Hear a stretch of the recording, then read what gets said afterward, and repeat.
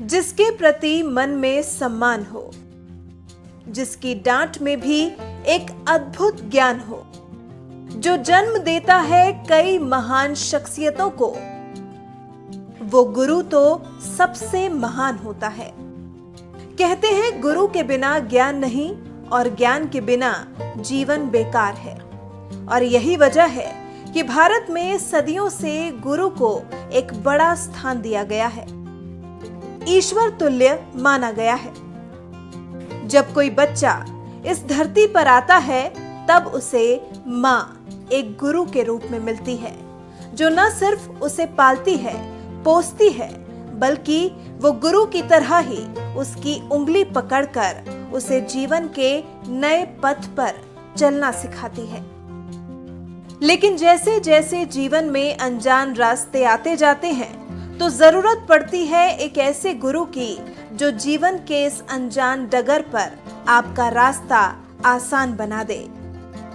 जैसे मोदी के गुरु स्वामी आत्मास्थानंद रहे, योगी के गुरु संत गुलाबनाथ रहे, ऐसी तमाम शख्सियत हैं जिन्होंने किसी न किसी को अपने गुरु के रूप में देखा, उन्हें गुरु का दर्जा दिया।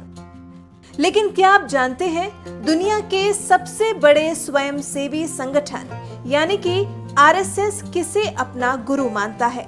दरअसल आरएसएस विश्व का पहला ऐसा संगठन है जिनके स्वयं सेवक किसी व्यक्ति को नहीं बल्कि प्रतीक के रूप में भगवा ध्वज को गुरु मानते हैं। आरएसएस के लिए भगवा ध्वज महज एक ध्वज नहीं, ये प्रतीक है त्याग का, समर्पण का, जिसे आरएसएस सूर्य से जोड़कर देखता है, क्योंकि कहते हैं भगवा की ताकत के आगे ब्रह्मांड सिर झुकाता है।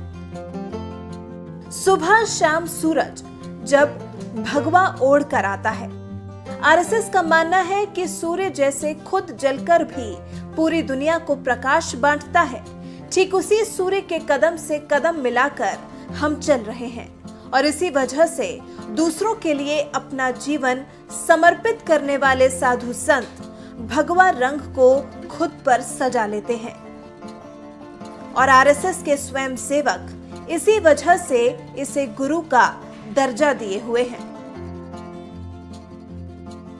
लेकिन सवाल अब भी यही है कि क्यों एक व्यक्ति को संघ ने गुरु के रूप में नहीं देखा?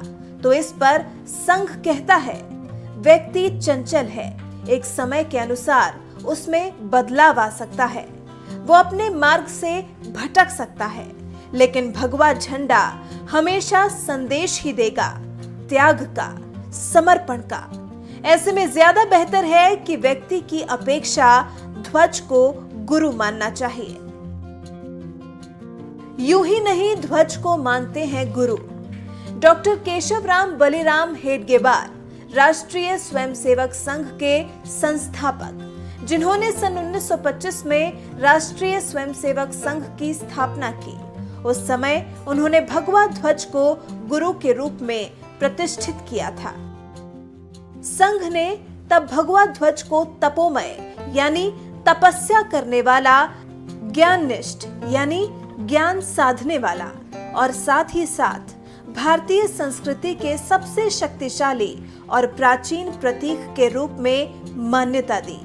तब से लेकर आज तक ध्वज को श्रेष्ठ गुरु के रूप में पूजने की परंपरा चली आ रही है।